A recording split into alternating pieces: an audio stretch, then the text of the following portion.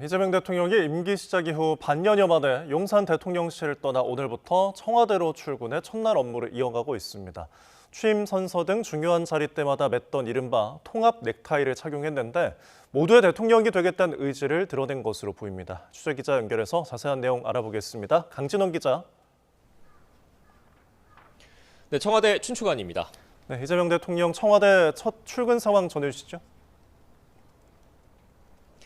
네, 이재명 대통령이 탄 전용차가 오늘 오전 9시 10분쯤 청와대 본관 앞에 도착했습니다. 위성락 국가안보실장과 김용범 정책실장 등 핵심 참모들이 이 대통령을 반갑게 맞았습니다. 이 대통령은 흰색과 빨간색, 파란색이 사선으로 섞인 넥타이를 메고 있었습니다. 통합을 상징하는 이 넥타이를 이 대통령은 취임 선서식 등 중요한 자리 때마다 착용하고 있는데요. 문재인 전 대통령이 퇴임한 지난 2022년 5월 9일 이후 1330일 만에 청와대로 복귀한 것을 기념해 오늘 또 이 넥타이를 맨 것으로 보입니다. 새로 시작하는 이곳 청와대에서 특정 정당 지지자를 넘어 모두의 대통령이 되겠다는 각오를 다진 거란 해석입니다. 청와대 복귀 하루 전인 어제 이 대통령은 기획예산처 초대 장관 후보자와 헌법기관인 국민경제자문회의 부의장의 보수 진영 인사를 깜짝 발탁하기도 했습니다.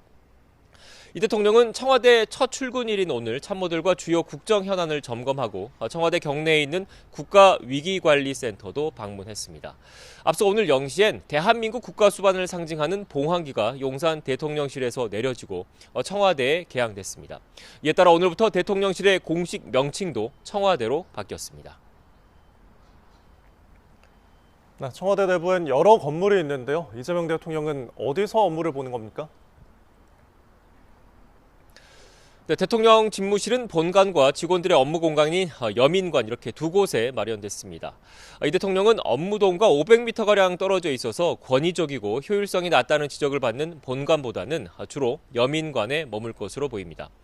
비서실장과 정책실장, 안보실장 등 핵심 참모들과 같은 건물인 여민 1관에서 근무하면서 여러 현안을 수시로 논의할 것으로 전해졌습니다.